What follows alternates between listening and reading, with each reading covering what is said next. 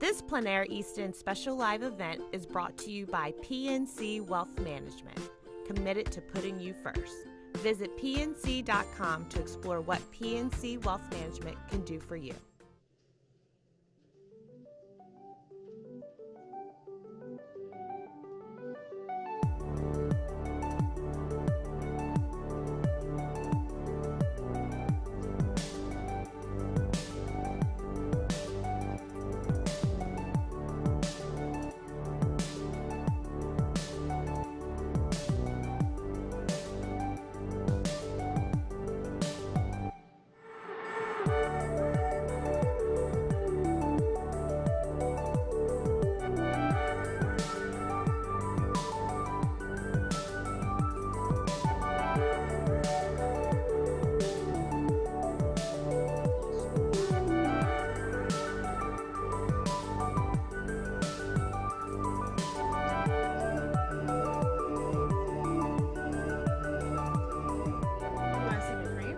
That's an interesting thing too. Yeah, you just flap it in your Velcro? Yeah, my Velcro with my little beady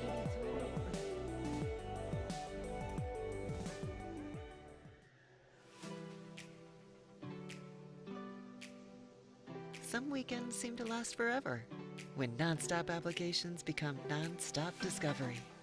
And in the heart of Maryland's Eastern Shore hides an annual haven of art, instruction, and entertainment. The country's largest outdoor painting competition, Plein Air Easton. There, you can trade in the ordinary routine for an energetic festival, exchange housework for a night or two at a bed and breakfast, and swap never enough time with we should do this more often. Take a weekend for yourself to explore, to paint, to experience something new.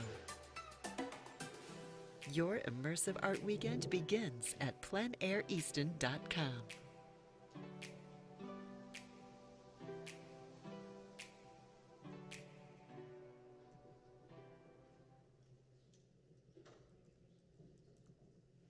Hello, welcome. My name is Jhenn Walen, another edition of Coffee and Conversations. Today we are inside the Avalon Foundation, and we are here to speak with three individuals who took a very unique trip this past spring on a train, painting in plein air. And I want to thank PNC Wealth Management for being an underwriter and sponsor. Real quick right now, Nick's getting the video ready. We'll introduce the guests when we come back. This is a world premiere video done by Jhenn Walen with music from Austin music icon John D. Graham. We can go to the video now, Nick, if you're ready.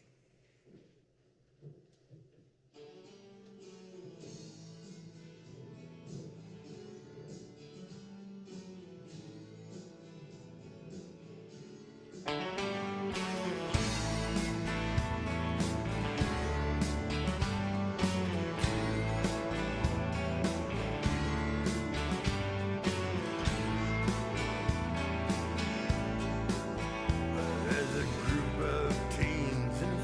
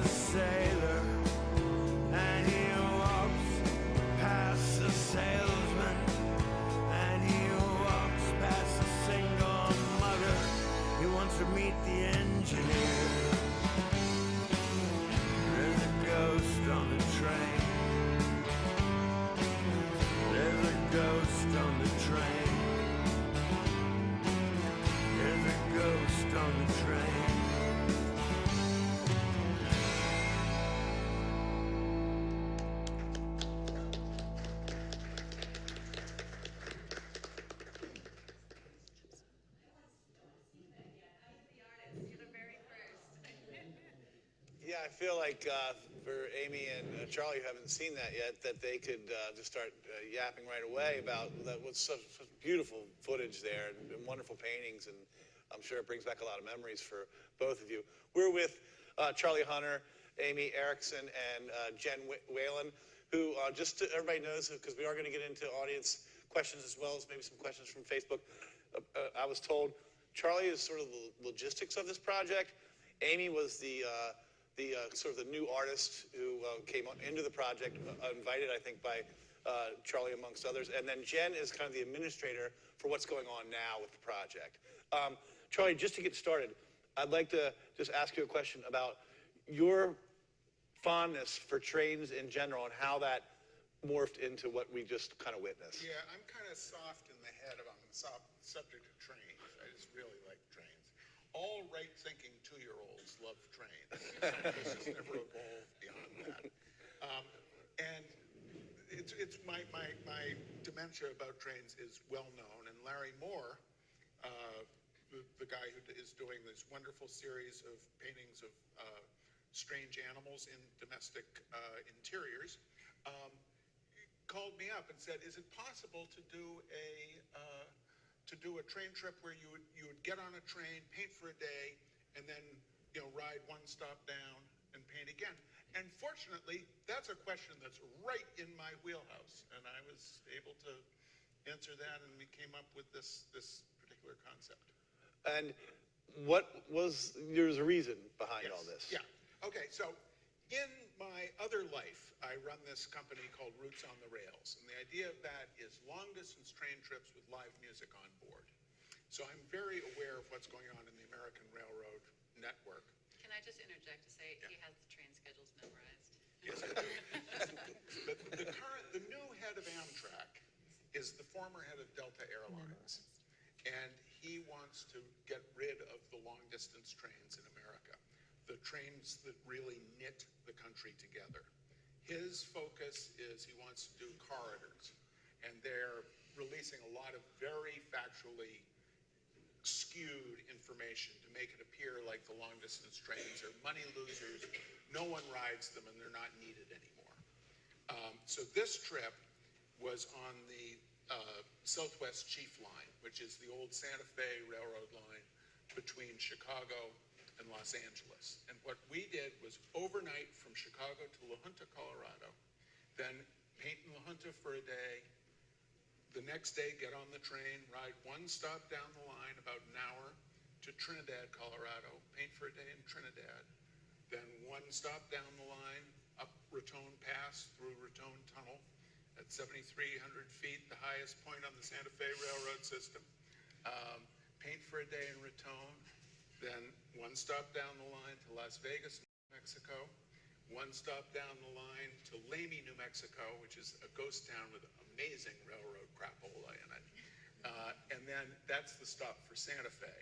And then we did a pop-up show in Santa Fe at the gallery that I show at there.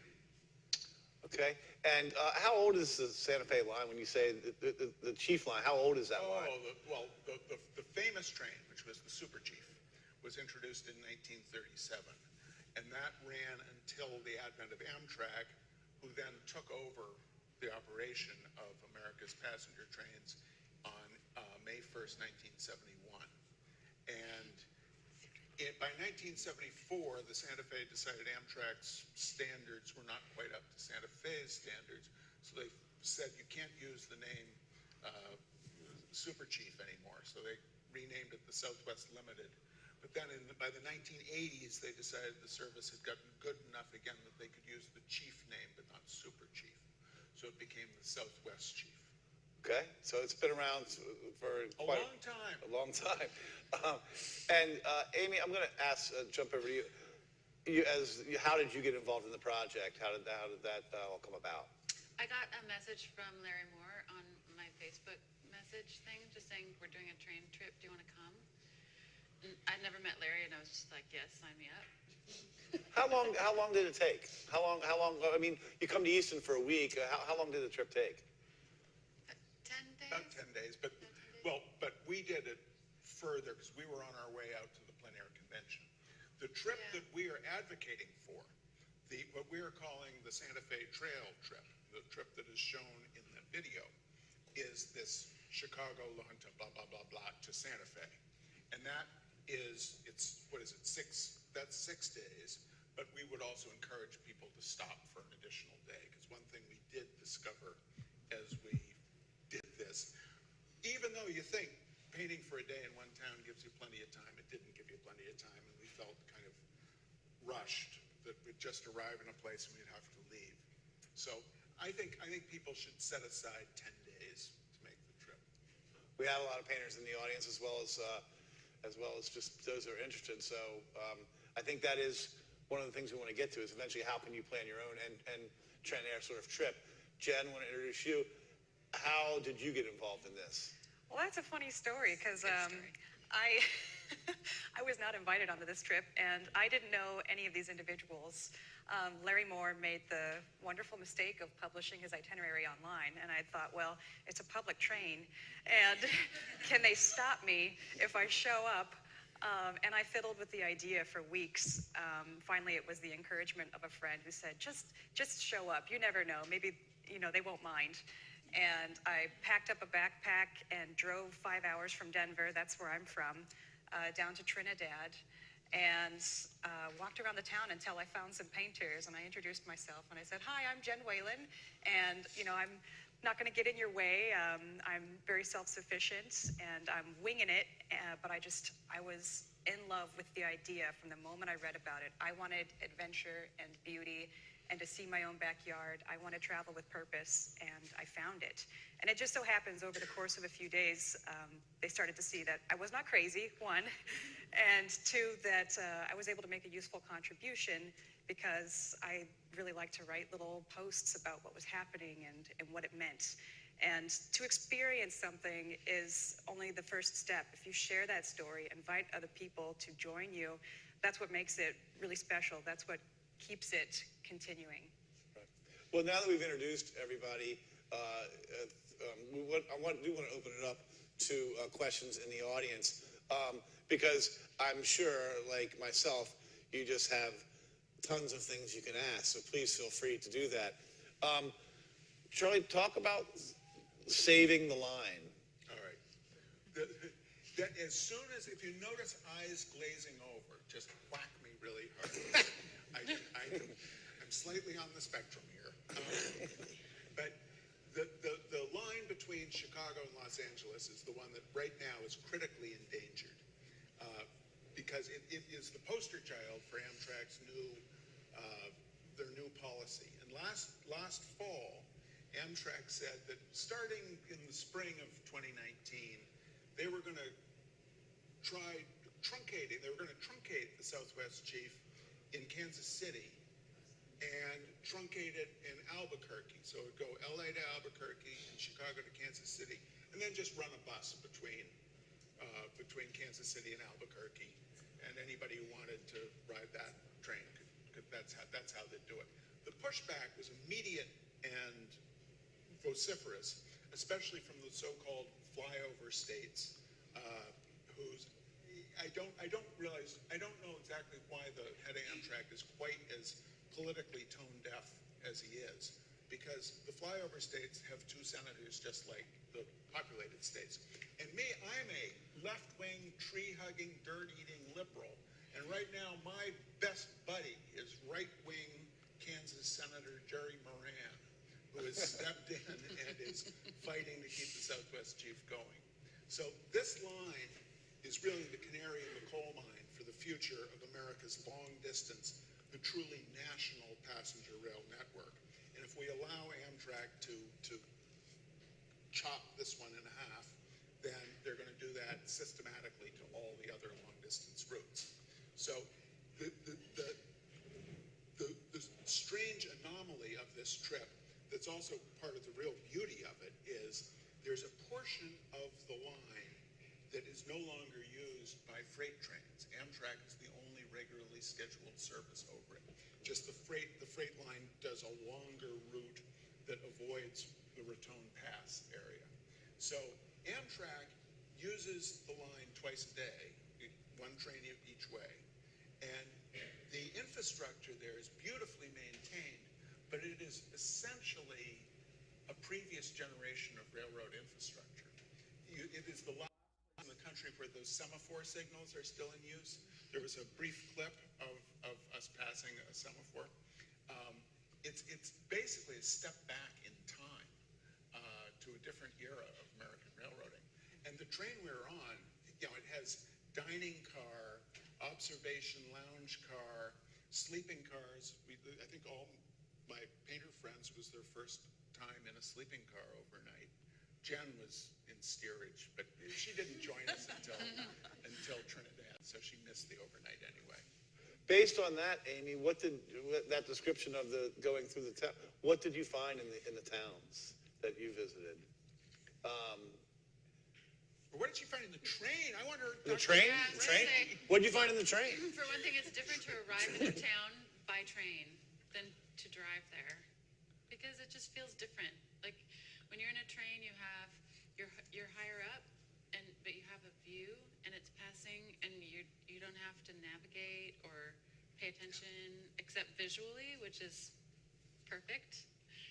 And then when you arrive in town, especially for us, it was that first town we got to, there were a lot of people waiting on the platform.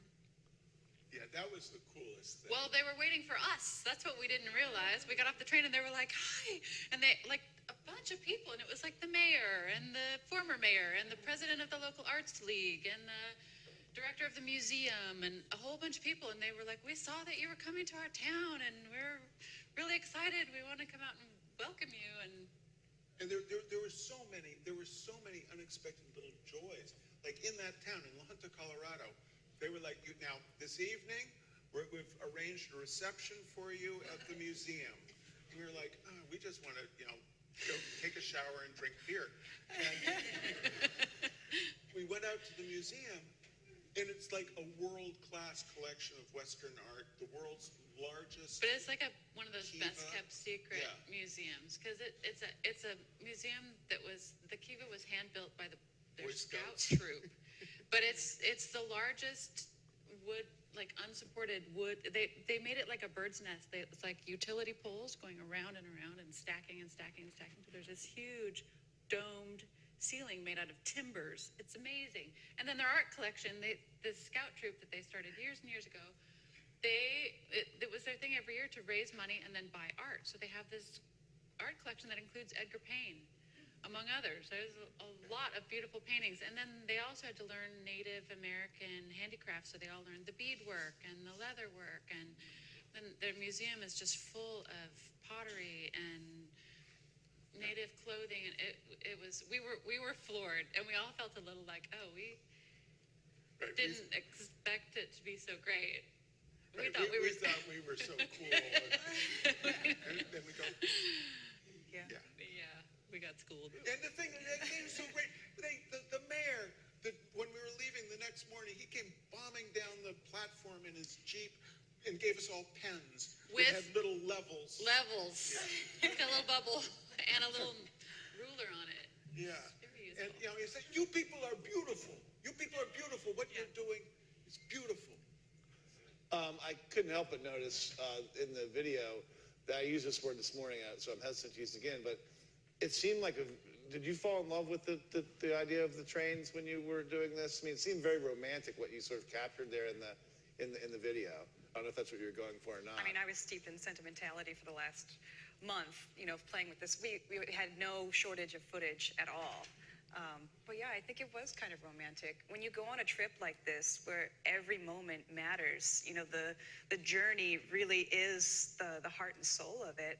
And you get to know these people and share stories and, share meals together. It's very intimate. It's very special. It's something that, is my favorite memory now. And we all shot a lot of video and took a lot of photos. And we were uploading those on a daily basis, so we had a lot of video. But there's so much to look at, every time the landscape going by constantly on the train, it was beautiful. It is so, the journey itself is inherently epic, especially for us painters. When you get on that train, you're watching a movie of the American West. You're paralleling the Santa Fe Trail and Route 66. You're seeing the backside of all these towns. You're seeing where stuff happened. Yeah, and the you know the train things go down that you have to stop for when you're in your car, but they go down and you're going between, and all the cars are stopped on the other side. So you really feel in a very real way that you're on the other side of something. You've always been on the car side, watching the train go by, and it's a really interesting experience. Charlie, I'm going to switch subjects in 1 second, but I want to ask you, how appreciative were the people? You said the mayor was, right. And how important was it for you that they got what you were trying to do? It was really heartening. I mean, because to me, what we're trying to do is really a three-part thing. One is to encourage people to do plein air painting. Another is the rail advocacy, and the third is to try to help the idea of arts as economic driver for small town America, just as the Avalon Foundation has done with Plein Air Easton. Think of how much money that is bringing to Easton, not in terms of art sales, but just in terms of restaurants, hotels, people buying the craft store. If what we want to do is encourage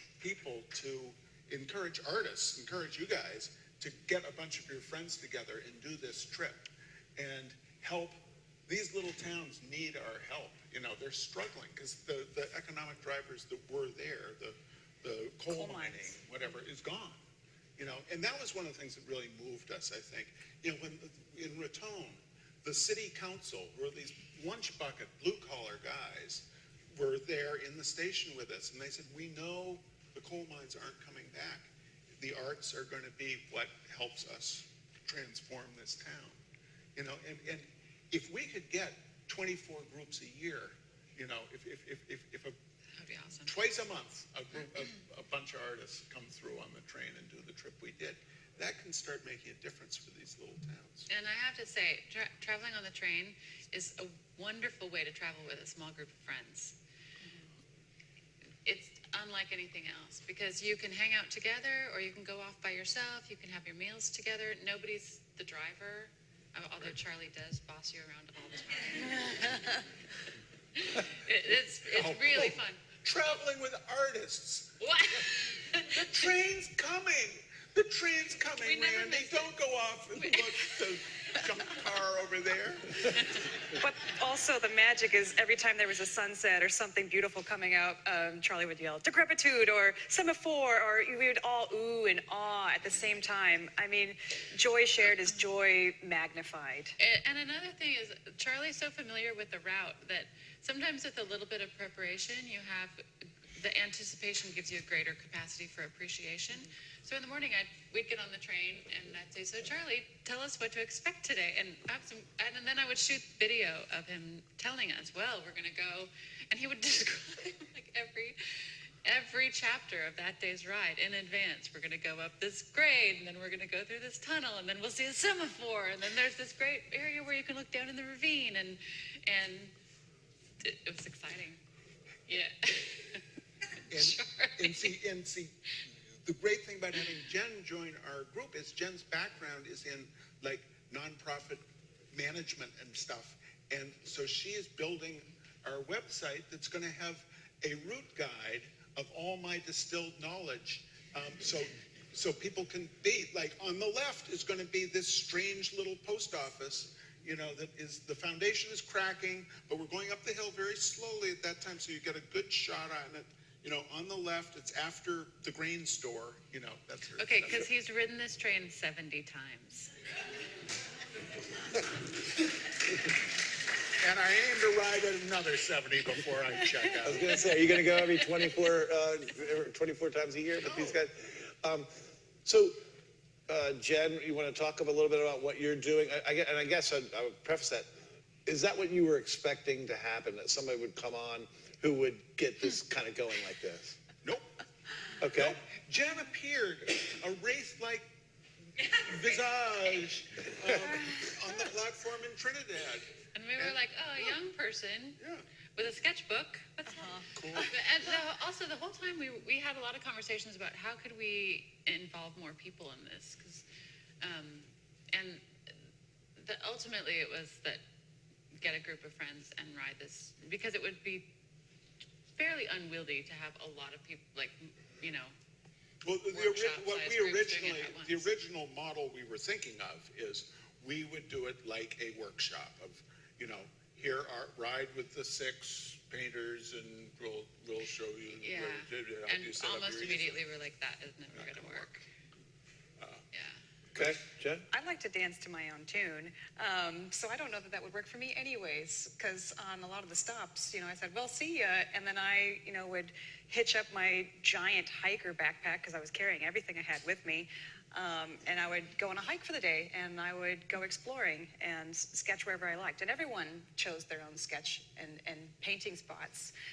But I guess I'm the success story of the groupie who made their way onto the band somehow. That wasn't what was meant to happen, but I think it was really serendipitous. And, you know, I'm proof that people do want this, and it was only possible because you guys forged the way, and it made it safe for someone like me to say, well, then I can do it too. And that's exactly what the DIY guide is for. You know, it's really remarkable to go on a trip to paint through Europe, but so many folks haven't even seen their own backyards. And, you know, when you do a trip abroad, you just want to get there so you can experience it. And this is so new, so different, because you really get to enjoy the whole thing from start to finish. You know, being on the train is more than half the fun. But then I found that at each of these towns, I just fell in love. I fell in love again and again with the folks, with the history, with the remarkable buildings. They're just hidden diamonds that you could so easily overlook. And how many opportunities do you have to say that this is a fully beneficial package where everyone is getting rewards? Like, the town is getting quite a bit of stimulus from, you know, any participation of artists coming through. The artists get to see something unique that, you know, really is endangered, that might not be there in 50 years. You know, these buildings, a lot of them are dilapidated, they're falling down, and it is sort of a race to see them before they're gone, and they're remarkable pieces of history. The buildings, now I'm forgetting the name of all the hotels, the Harvey. Castaneda? Like the Castaneda. The whole line is bedazzled with the Fred Harvey hotels. I mean, Charlie knows a lot more about this piece of history than me, but they're gobsmackingly gorgeous. And they're all being renovated, the ones that are left. And it's just a treat to go and to stay in one. We did get to stay at Las Vegas, and was it the La Posada? La Posada is in Winslow, Arizona. That's because we were continuing on to the Plein Air convention, and La Posada is one of the great surviving. The Harvey houses were basically railroad hotels that, before the era of dining cars, they created destinations along the route, and for people to come, like the rich and famous, to come down from Chicago, and gave them places to go. But La Posada is one of the most special places I've ever been. That building is spiritual. And it's an affordable hotel. It's in Winslow, Arizona. It's about $120 a night. And you can take the train from LA or Chicago to Winslow, and there's a world-class restaurant and excellent martini bar. Is Winslow, Arizona? That's Winslow, really Arizona, In the Steve Eagles Miller song. song. Or Steve Miller, The Eagles. Don't bring that up to Charlie. He doesn't like this. It's like it's Man, I Steve hate Miller. the I Eagles, love the man. Eagles. I think it's Steve man. Miller. I just love the pretty Eagles. sure It's such Steve a Miller. great song. No, it's not Steve Miller. I think it is. Song. Anyway, It was co-written by Jackson Brown and Glenn I love Fry. Jackson Brown. We're gonna- And it's an excrescence. I love that song. I hate that song. It's we're great. going to take a quick break before we come back with Jhenn Walen, Aimee Erickson, and Charlie Hunter. Their Train Air talk they're giving right now. Hopefully we have some questions from the audience, and then get to how you can become a part of it even further, and where this whole original concept is going. We'll be right back in just 1 second with after these messages. This Plein Air Easton special live event is brought to you by PNC Wealth Management, committed to putting you first. Visit pnc.com to explore what PNC Wealth Management can do for you.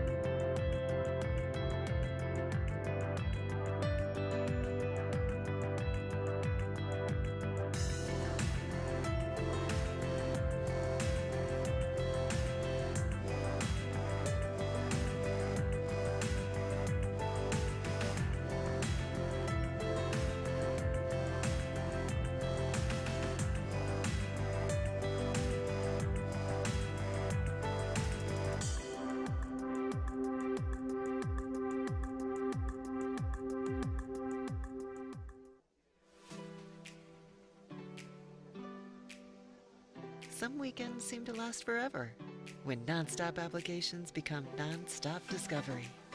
And in the heart of Maryland's Eastern Shore hides an annual haven of art, instruction, and entertainment. The country's largest outdoor painting competition, Plein Air Easton. There, you can trade in the ordinary routine for an energetic festival. Exchange housework for a night or two at a bed and breakfast. And swap never enough time with we should do this more often. Take a weekend for yourself to explore, to paint, to experience something new. Your immersive art weekend begins at pleinaireaston.com.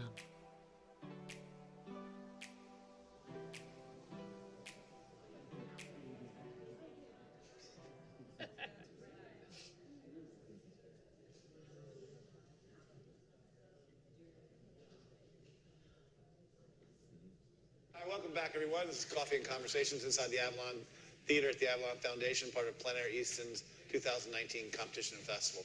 We're here again with Charlie Hunter, Aimee Erickson, and Jhenn Walen, talking about their recent spring trip, initial trip on the Chief Line from Chicago to Santa Fe that they took in Plein Air and Trin Air, and we're here discussing that trip with the audience inside the Avalon. We do have some questions online that we're going to get to, as well as some questions from the audience. I want to take a quick second to thank PNC Wealth Management and also to welcome the Plein Air Easton class this year of young painters that are up on the stage real quick.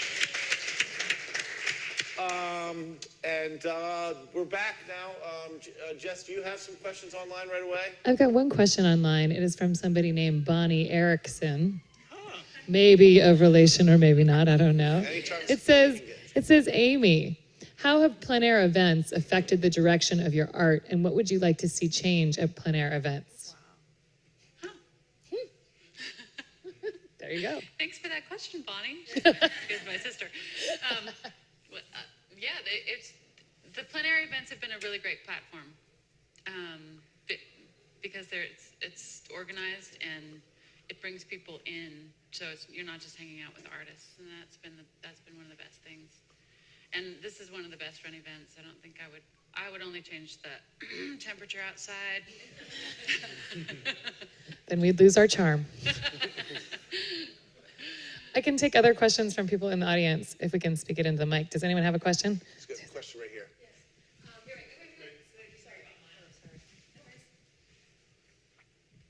Oh, yes. I arrived a little late, so I may have missed your explanation, but I was just wondering, in terms of trying to expand this program, and by the way, I love the idea of trying to help some of these small towns that have lost their primary industries and helping them reinvigorate the town through arts. But I was just wondering, are you thinking about possibilities of other routes, or is it only this route That's a really that good you're question, thinking about? and Charlie will tell us. We are absolutely, in the long term, we would love to expand it. Right now, this route is kind of our guinea pig. Jhenn is creating the website. we're creating the how-to guide. We'll learn from that what information, we think we're imparting that we aren't. And from that, once we can get that up and established, I absolutely would love to have it extend to other routes. Because there are 19 long-distance routes in the U.S. And there should be 50, but that's a separate discussion. And they're all in danger right now. So I think it can totally be expanded. But Jhenn and I talked about this a lot. We don't want to be spread too thin. Let's get this one nailed. And it's also such a perfect trip, because the thing that I knew would work about this trip, having been on that route so many times, and it's not just because I'm insane. I've been on that route so many times because our long distance, the music trains used to go on that route all the time. The thing that is perfect about this route is you can do it entirely on the train. All the motels are within 0.2 to a half mile was the furthest one. Trinidad was the furthest. And there are restaurants within walking distance. It's all totally doable. And it also, this one ends in Santa Fe. And what better place for an arts trip to end than in Santa Fe, New Mexico? Go ahead, Jess. Okay, we've got a question from one of our campers. What artists do you guys look up to and why? What artists do you look up to and why? You want to start us off? Well, there's so many. I think I've spent my whole life admiring different artists, and I think part of the joy for me of doing the plein air events is I'm so inspired by meeting my peers whose work I really admire, and Charlie's one of them. And there's a bunch of other ones at this event, and as well as like so many dead ones, a lot. It sounds a little morbid. Yeah, that's the thing though. Are they living or dead? There's a clear line. Mm-hmm. Yeah. Oh, well, gosh. Yeah, in terms of dead ones, I'm a huge fan of Wyeth. I think one of the most beautiful signs of mastery is doing more with less. But I would say I am most inspired by my contemporaries, the folks who are living and doing remarkable things. That's why I showed up to Plein Air, and that's why I'm here in Plein Air Easton, because when you're with people who are passionate about the same things as you, gosh, your heart just sings. There's no better place to be, But since you're a student and you're asking, I will say you should look up Bernie Fuchs, because he is one of my all-time favorite. Did you get that name? I'll say it again. Fuchs. Because you know how Norman Rockwell was the most important American illustrator in the first half of the 20th century? Bernie Fuchs would occupy that role for the second half of the 20th century. He was so innovative. He was one of the greatest designers. His name is Bernie Fuchs, F-U-C-H-S, and he's also, I see a lot of his influence in Charlie's work too. And also Patrick Saunders is very Fuchsian. Yeah. But yeah, Fuchs rocks. Yeah. The figurative artists are wonderful, but then also I would encourage people to, just like we can love crab cakes, it doesn't mean you don't love Vietnamese food too, or Italian food. Look at non-representational art. Look at Franz Klein, K-L-I-N-E, what he does with positive and negative space informs my work, certainly, and I think many of my contemporaries. Xing Bao, a Chinese artist, he makes 200-foot-long phoenixes out of trash from construction sites in Beijing. And at Mass Mocha, you walk underneath these, and they're spiritual and beautiful constructions, and they're made out of discarded acetylene tanks and junk. It's not just the act of putting brush to a canvas. There's so many ways of expressing creativity. And yes, 90% of it is crap, but famously, as Philip K. Dick said about science fiction, when asked, Mr. Dick, is it not true that 90% of science fiction is crap? He said, yes, it is, but 90% of everything is crap. So.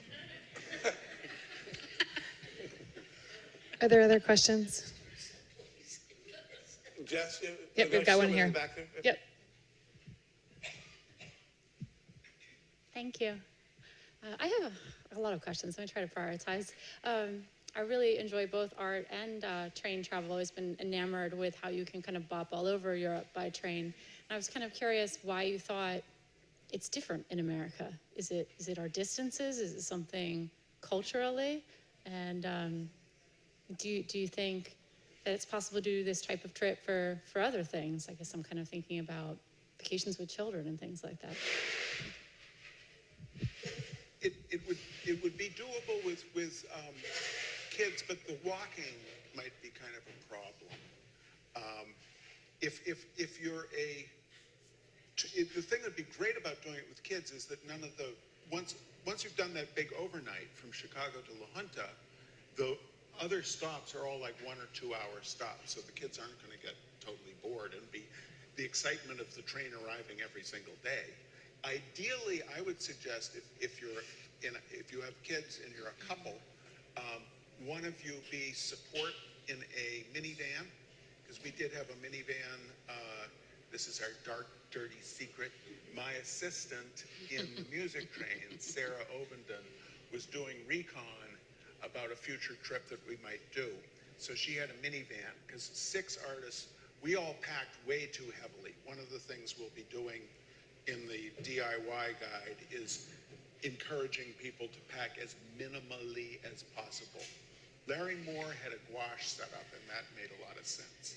Because those of us with oils, it was lugging a lot of crap. But if I was doing this trip with little kids, I would do it with my partner in a minivan. Me and the kids get on the train for an hour and meet up. That'd make it easier. We saw people on the train with kids, though. How about the difference between traveling on this rail and Europe, which she's asked? Well, trains are similar. The schedules are better in Europe. There's more trains and they run on time. Right, but my problem with Europe is the trains over there are too efficient. I love the goofiness of the thing that's wonderful. One of the things I think is wonderful about Amtrak is, or passenger rail in the U.S., is it still feels like this kind of vestigial means of travel. It's endearingly quirky, and it may be vanishing. So it's now's the time. In foreign countries, rail is really the way to go. I think Australia would be fairly similar to the U.S. in it has a few epic journeys. I think for patriots and history buffs also, what's fascinating about our railway is that it all touches history since our country is so young, and you can see really the beginnings, the springs of every single one of these towns. The first buildings and what it meant to America. You can see our progression as a people across the country, and that's really what stitched us all together. These rural towns was the railroad, and it's still vastly important to them. Several of the folks that we spoke to in each of the towns had said, if the train stopped running, we don't know what we would do. It would really cut us off from the outside world. And I don't know if that's the same in Europe.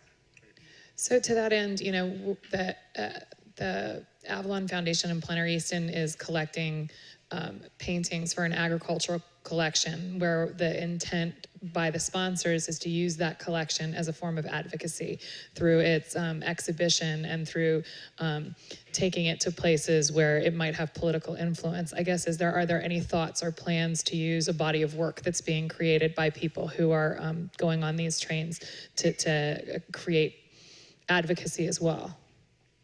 Is that a possibility? Maybe you're not there. That's a great question. We've had some conversations about it, and there's a Rail History Center in Portland, Oregon, where I live, for example, that has expressed an interest in hosting a show. So we're not at that point yet, but we have we're making paintings, so there probably will be. Right. And I'm in touch. I am partnering with the Center for Railway Photography and Art. You have to be very careful in the order because if it's Center for Railroad Art and Photography, it has a very unfortunate acronym. But Center for Railroad Photography and Art, and they do touring shows to railroad museums and smaller art museums. So that is definitely a possibility. I think one of the most exciting projects that is going to happen from this is the legacy plaque that's going to go in the Lamy train depot. So we're still working on getting that set up, but we have approval for this space for any single or group of artists who complete the tour, and then they provide us with evidence, with photos and where they painted at each stop. They're going to get their names on a plaque, a brass plaque, and it's going to go up in the depot. So really it's going to be this prestigious little legacy, this group of people who have made a real difference to those towns. Yeah, and as you guys are thinking about maybe do I want to grab 4 of my friends and do this, A, you'll end up with your name on a plaque in Lamy, New Mexico. B, Amtrak has started a program where the first traveler pays full price. It's for groups of up to 4 and multiples thereof. But the first traveler is full price, second traveler is 15% off, third traveler is 30% off, and fourth traveler is 70% off. So it averages about 30% off. But it's not off the cheapest fare, it's off the second cheapest fare, so we can get into the weeds. So there's a question online from our friend Zafar Bikboff, who's probably in the field still working on his competition painting while listening. Oh, you're texting, you're live chatting from this space? Are you afraid to get on the microphone? He was wondering how financially affordable it is. So can you be more specific about the range of if you're going to go on this 6-day trip and you're paying full freight, what are you going to come out of pocket for? And it's very transparent on the FAQ. I don't have the numbers in my head right now. I'm not as good at memory retention with numbers, but Charlie. Basically, the big expense is the sleeping car. That is, you should book as far in advance as possible, because just like the airlines, they're fare buckets. But do you know how much the whole trip would have cost us if we paid? Well, I'll do it very, very quickly. Assume the motel averages out at $70 a night, but that's for 2 people in a room, so $35 per person per night. The train, each train segment, aside from that first one, is about $20. That's fair. That's a fair ballpark. And the overnight, if you get far enough in advance, sleeping car room, it should be about $200 a person. And that includes your dinner and your breakfast, cooked on board, and it's pretty good. So I think about $600 for the basic cost, plus however much you want to spend on little luxuries. And there's ways to do it less. I did it. And that'll be part of the upcoming blog post on how to pack one bag to make this work for you, and also how to be as economic or as luxurious as you want to be for a trip like this. So what was to do it as bare bones as you did it, what was your... Weren't you couch surfing, Jen? Does anyone know what couch surfer is? It's like Airbnb, but people host you as more of a personal exchange, that you share a meal with your host, or art. In my case, I was, rubbing pennies and charm and getting by on that for a while. So yeah, you can find folks all over the world if you make a profile on couchsurfer.com, and you can find hosts. So I was really winging it by... For free. For free. There's no monetary transaction. I did the whole trip in less than $400. Do you sell paintings along the trip? Did that happen? We had that show in San Jose. Oh, you have a show. You schedule a show. Right. Yeah. I mean, one could, but the expectation. I mean, if we're selling stuff at a minimum of $600 a pop, that's really kind of out of the range of the people who are stopping by to say how much they appreciate your being in their town. Right. Sure. Okay. Jess, you have anything else? Anybody else have any questions for these? Oh, we've got one in the back. Yes, and before we get, as you walk away, Now, I know that they're talking to a lot of artists here, but as people who are just maybe collectors or sort of visiting in on this talk, don't you kind of feel like you want to go on the train track even though you're not a painter? Yes. I really do kind of feel that way. Go ahead, Jeff. Yes. How many times can you get on and off the train? Like, how many stops? And is that like one price? They allow you to keep getting on and off, or you pay between? No, the way you have to do it by buying individual tickets between each of those stops, and that actually is to one's advantage. It sounds like a big pain in the neck to do it that way, but it's to one's advantage because if the conductor does not actually scan your ticket, he has his little booping machine. He's supposed to scan the ticket and go boop. If it was a multi-part ticket and he neglected to do that, it would cancel all the future parts of your trip because the computer would say, oh, that person never showed up on this first segment. So you have to buy a bunch of individual tickets, and we will walk you through how to do that on the website. It's less daunting than you think. Okay. Charlie, how, and Amy and Jhenn, thank you guys for showing up. As we get ready to wrap this up, how can we help, or what sort of message do you want to just let people know about that they can help both for the activism on this and how they would do that through, plein air painting? Okay. Well, in terms of rail advocacy, in terms of economic development through the arts and building small town community, follow what the Avalon Foundation is doing. They're an incredible example of that. My old client and dear friend Dar Williams has written a book called What I Learned in 1,000 Towns that is very much about this topic. If you're interested in rail advocacy, the Rail Passengers Association is the voice for passenger advocacy. If you're on Facebook, there's a wonderful group. It's very even-handed politically, called Friends of the Southwest Chief. And it's run by this guy named Evan Stair, who I've never met, but he does tremendously good work. Let's see, Jhenn, do you want to jump in on? Yeah, if you're looking for a high impact, low investment adventure, this is the way to do it. And it's a way to feel. Right, and follow our website. Yeah, I'll be passing a little sign-up list after. If you're interested in hearing our updates, we'll have some articles coming out too. You might as well say the website if you could, real quick. Yeah, on plainair.org. ENTRI. Yeah, and we have cards. We have cards. We have a logo. We have a logo. We have cards. Charlie also has some merchandise on the store, which is really lovely. We have shirts. One that says "Save the Southwest Chief," which I haven't gotten mine yet. I've got to give And one. all proceeds from the Save the Southwest Chief, from the shirts, go to efforts to save the Southwest Chief. Yeah. So. Amy, did you want to put last remarks? Why to do it? About what? Okay. Well, about why to do the trip. Oh, why to do the trip? Oh, yeah. Well, yeah, do the trip. Do the trip. Do the trip. You heard her. It sounds really, really just like a fascinating way to see the country, as you said. Can I do one Sure. last thing? Our vision, our dream is to have this become like doing the Camino Real in Spain. It is good. We want it to become a journey that plein air painters take together in celebration. And we have these wonderful friends in these towns now. And with Jhenn on our team, we're turning Plein Air into an actual nonprofit. And as you asked about expanding it to other routes, I mean, we really see the economic driver that the arts can be, and a force for good, for something just beyond our making images.